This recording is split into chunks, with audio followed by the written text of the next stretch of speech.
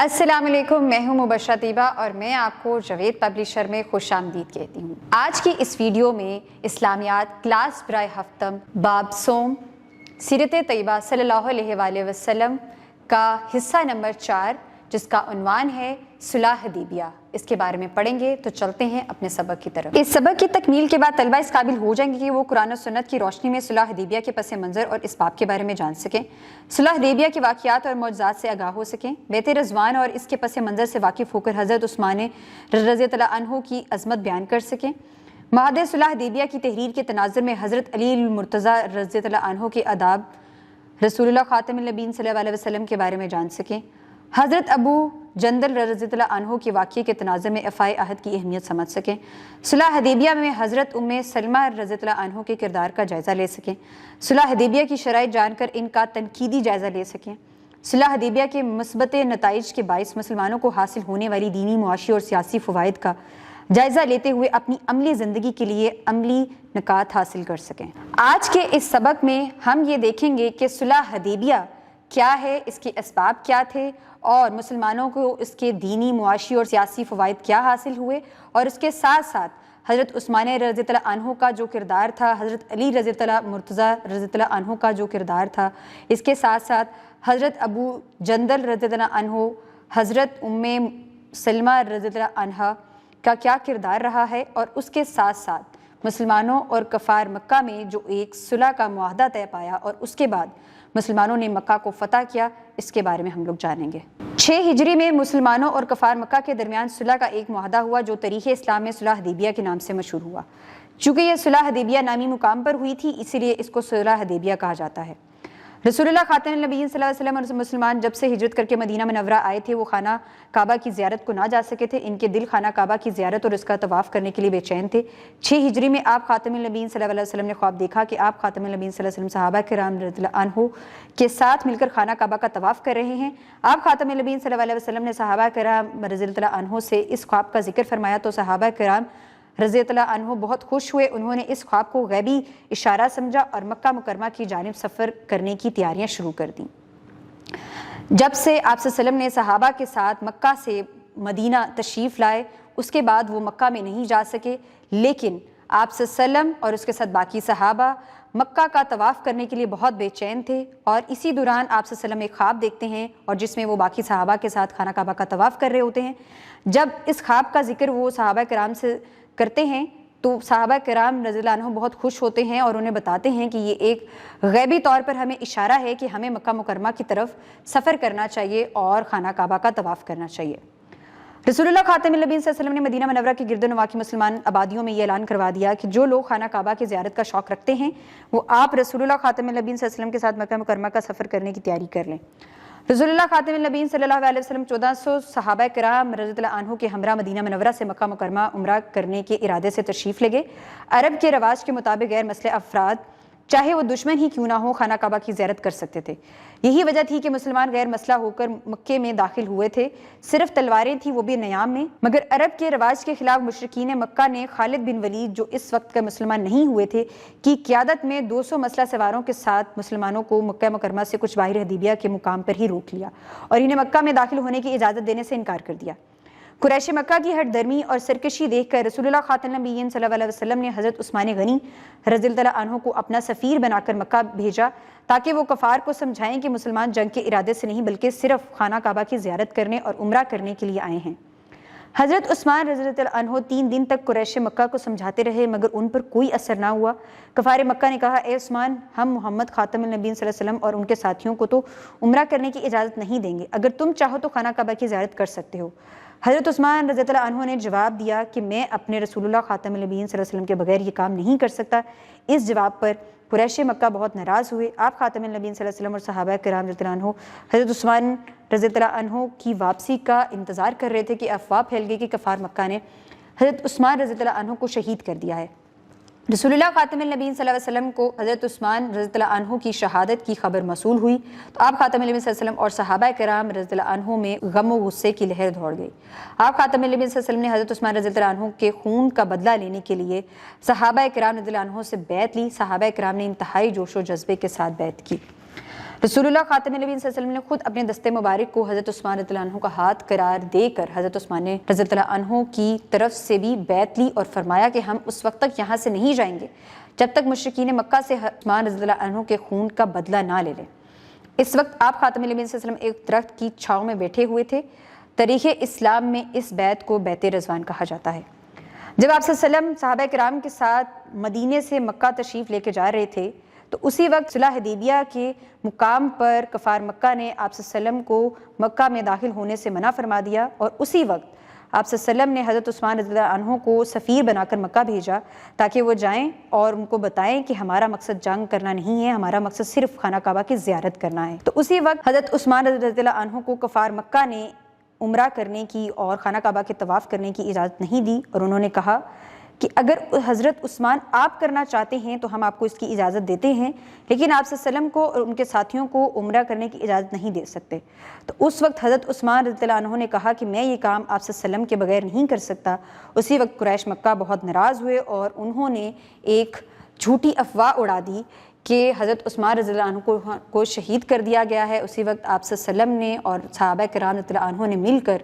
اس کا بدلہ لینے کے لیے آپ صلی اللہ علیہ وسلم کے ساتھ بیعت کی، اور جس درخت کے چھاؤں کے نیچے اس بیعت کو کیا گیا اس کو تاریخ اسلام میں بیعت رضوان کہا جاتا ہے۔ ارشاد باری تعالیٰ ہے لقد رضی اللہ عن المؤمنین اذ یبایعونک تحت الشجرہ، ترجمہ یقیناً اللہ ایمان والوں سے راضی ہو گیا جب وہ حدیبیہ میں درخت کے نیچے آپ خاتم النبیین صلی اللہ علیہ وسلم کی بیعت کر رہے تھے۔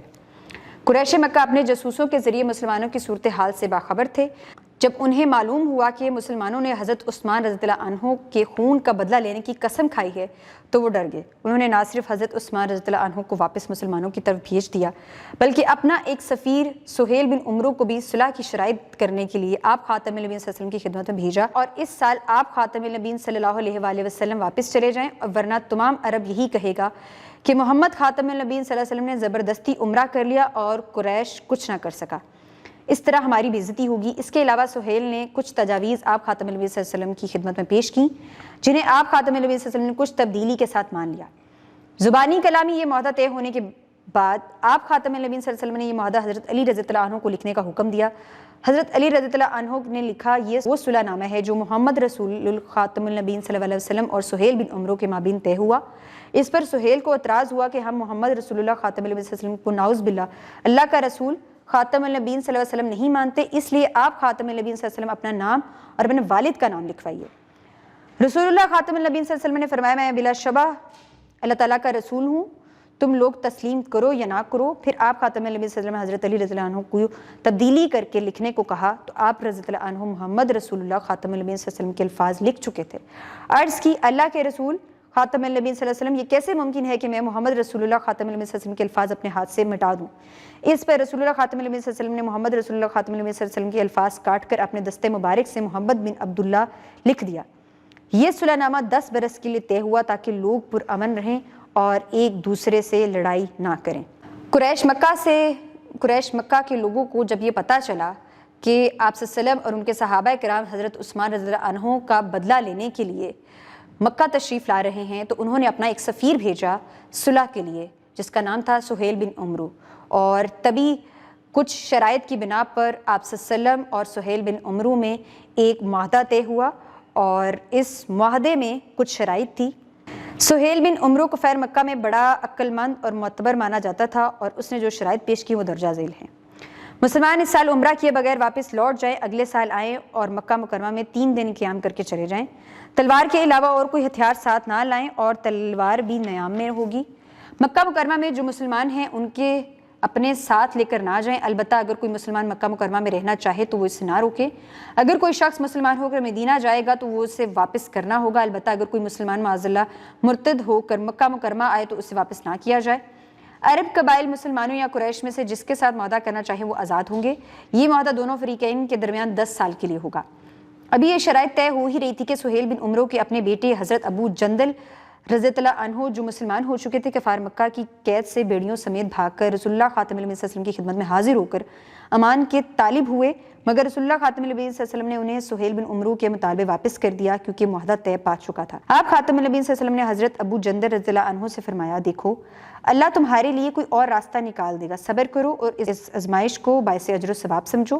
ہم نے قریش سے معاہدہ کر لیا ہے، اب ہم اپنے وعدے کو توڑ نہیں سکتے۔ یہ معاہدہ حضرت علی رضی اللہ عنہ نے تحریر فرمایا۔ اگرچہ صلح کی شرائط بظاہر مسلمانوں کے خلاف تھی، مگر اللہ تعالیٰ نے اسے مسلمانوں کے لیے فتح مبین یعنی واضح فتح قرار دے دیا۔ صحابہ کرام رضی اللہ عنہ عمرہ کی غرض سے مکہ مکرمہ آئے تھے، وہ گہرے صدمے میں تھے۔ نبی کریم خاتم النبیین صلی اللہ علیہ وسلم صلح کا معاہدہ لکھوا چکے تو اپنے صحابہ کرام رضی اللہ عنہ کو فرمایا کہ اپنے اپنے جانور ذبح کر کے اپنے بال منڈوا لیں۔ اس کے بعد نبی کریم خاتم النبیین صلی اللہ علیہ وسلم اپنے خیمے میں تشریف لے گئے اور اپنی اہلیہ حضرت ام سلمہ رضی اللہ عنہا سے اپنی پریشانی کا ذکر کیا۔ حضرت ام سلمہ رضی اللہ عنہا نہایت ہی سمجھدار اور معاملہ فہم تھی۔ انہوں نے کہا، یا رسول اللہ،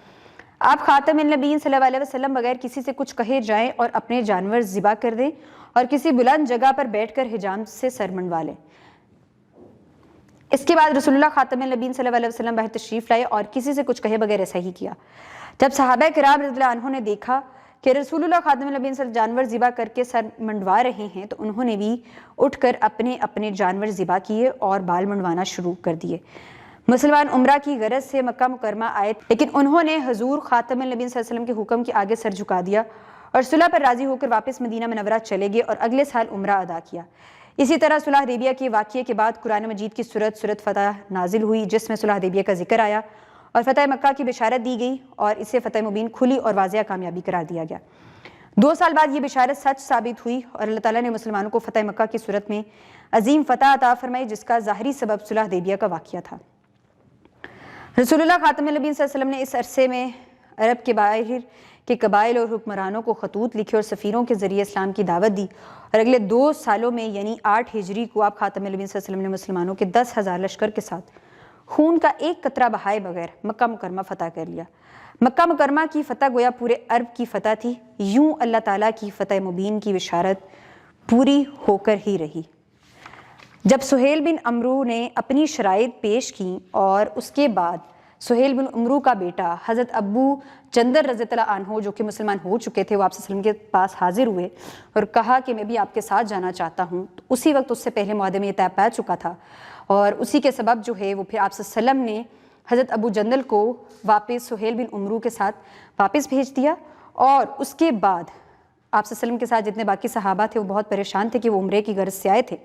لیکن وہ اس مقصد میں کامیاب نہیں ہو سکے، تو اسی وقت آپ صلی اللہ علیہ وسلم نے اپنی اہلیہ حضرت ام سلمہ کے ساتھ مشورہ کیا۔ انہوں نے آپ صلی اللہ علیہ وسلم کو یہ مشورہ دیا کہ وہ کسی سے کچھ کہے بغیر جائیں، اپنا جانور ذبح کر دیں اور کسی بلند جگہ پر بیٹھ کر حجام سے سر منڈوا لیں۔ اس کے بعد آپ صلی اللہ علیہ وسلم نے وہی کیا اور اس کو ساتھ دیکھتے ہوئے باقی جو صحابہ کرام رضی اللہ عنہ تھے انہوں نے بھی وہی کیا، اپنے جانور ذبح کیے اور سر منڈوا لیے۔ اس کے بعد اگلے سال مسلمان مکہ عمرے کی غرض سے تشریف لائے اور عمرہ کیا، اور 2 سال کے بعد مسلمانوں کو مکہ کی فتح حاصل ہوئی، اور جس کو قرآن پاک میں کھلی اور واضح کامیابی بھی کہا جاتا ہے۔ اور اس کے بعد قرآن مجید میں ایک سورت نازل ہوئی، سورت فتح، اور جس کا بنیادی سبب صلح حدیبیہ تھا۔ آج کے اس سبق صلح حدیبیہ میں ہم نے یہ پڑھا کہ کس طریقے سے کفار مکہ میں اور مسلمانوں میں ایک صلح کا معاہدہ ہوا، اور یہ جس مقام پر ہوا اس مقام کا نام صلح حدیبیہ ہے، جس کی وجہ سے اس کو صلح حدیبیہ کہا جاتا ہے۔ صلح حدیبیہ کی وجہ سے ہی مسلمانوں نے ایک خون کا قطرہ بہائے بغیر مکہ کو فتح کیا، اور اس کی وجہ سے قرآن مجید میں ایک سورت نازل ہوئی جس کا نام ہے سورت فتح، اور جس میں مسلمانوں کے لیے ایک کھلی بشارت تھی فتح کی اور کامیابی کی۔ میں امید کرتی ہوں کہ آپ کو آج کے سبق صلح حدیبیہ کے اسباب اور ان میں جو مختلف واقعات تھے وہ سمجھ آ گئے ہوں گے، اور جس کی وجہ سے مسلمانوں کو دینی، معاشی اور مالی جو فوائد تھے ان کے بارے میں بھی آپ کو پتہ چل گیا ہوگا۔ اپنا بہت زیادہ خیال رکھیں اور جڑے رہیں بولتی کتابوں کے ساتھ۔